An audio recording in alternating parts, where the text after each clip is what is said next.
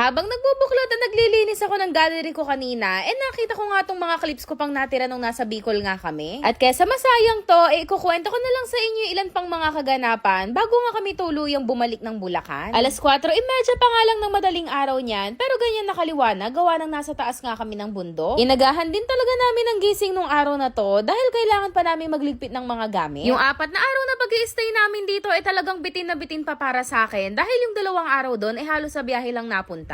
Tapos hindi rin ako ganong nakapagtampisaw sa dagat dahil sa hindi inaasahang pagkakataon, biglang dumalaw ang red alert ng beshi mo.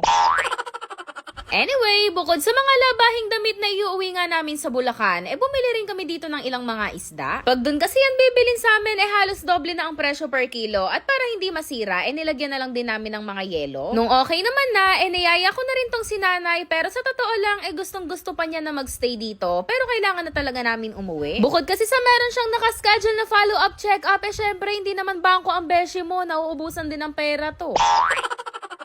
Pero kahit medyo naalangan pa nga yung pag-uwi namin dito sa probinsya nila, talagang inilaban ko pa rin dahil pinangako ko yan sa kanya. Muntikan pa nga kaming hindi makaabot sa araw ng fiesta dahil biglang nagkaroon ng emergency hindi namin inaasahan at yun talaga ang reason kung bakit na-delay din yung uwi namin. Kaya naman kahit nabitin yung pagkakabakasyon namin dito, kailangan na rin namin bumalik ng Bulacan dahil nag-rent nga lang din kami ng sasakyan at sagad na yung schedule. Mula dun sa isla o sa barangay nila nanay, nagbiyahe ulit kami ng bangka na inabot din ng nasa 30 minutes. Pabalik nga dito sa kung saan namin pinark yung sasakyan. Pero dahil sira pa nga rin yung tulay, kailangan pa namin mag-arkila ng tricycle na pagsasakyan ng mga gamit at pinasakay ko na rin dun sila nanay tapos yung mga natira nga naglakad na lang. At actually, kaya rin talaga maaga kaming nagbiyahe paalis dun kila nanay dahil meron pa nga siyang isang gustong kamag-anak na daanan bago nga kami bumalik ng Bulacan. Meron nga kaming tulay na kailangang lusutan pero sa sobrang kipot, mga customized na tricycle lang yung nakakaraan. Kaya naman kakailanganin ulit namin mag-commute papunta doon. May kalayuan din kasi kung pipiliin naming maglakad at kundi nga ako nagkakamali, tsahin ni Nana yung binisita namin dito. Pagkarating nga namin, pinaghain na rin kaagad nila kami at syempre, sino ba naman ako para tumanggi?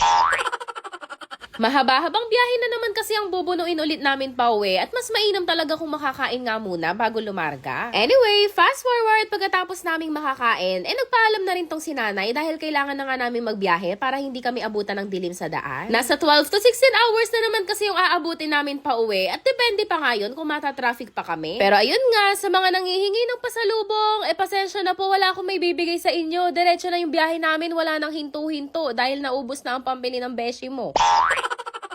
Hating gabi na nga rin nung makabalik kami sa Bulacan at dahil nakaramdam nga ako ng konting gutom, nagpandesal na muna ako. At para hindi na rin ako mag-crave na iba pang pagkain, nagtimpla na rin ako ng Shepo Apple Juice ng Yuglo Base. Sinabayan ko na rin yan itong Beauty White Capsule para kahit papano, mabilis makabawi ulit ng freshness ang beshi mo dahil sa susunod na araw, may photoshoot naman ako. Etong dalawang product kasi na to, parehas silang may mga active ingredients na nakaka-glow talaga dahil meron nga yung glutathione at collagen. At basta consistent kayo sa pag-take ng dalawang product na yan, ako na mismo ang magsasabi sa inyo na maganda talaga ang resulta. Kailangan mo lang talagang tiyagain, pero kung magiging inconsistent ka, ay girl, ako nang magsasabi sa'yo, wag na, magsasayang ka lang ng pera.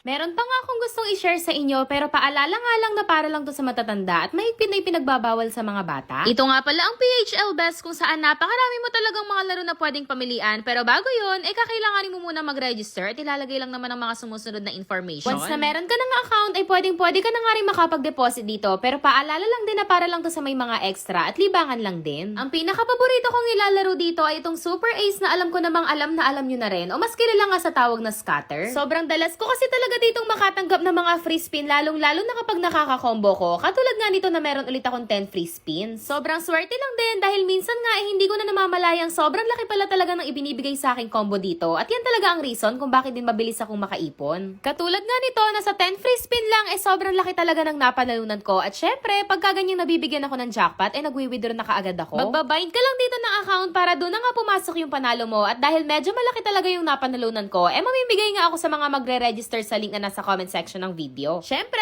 kasama ng photo proof sa baba, ilagay mo na rin yung GCash number mo dahil hindi naman manghuhula ang beshi mo. Babay na muna at salamat sa mga nanood!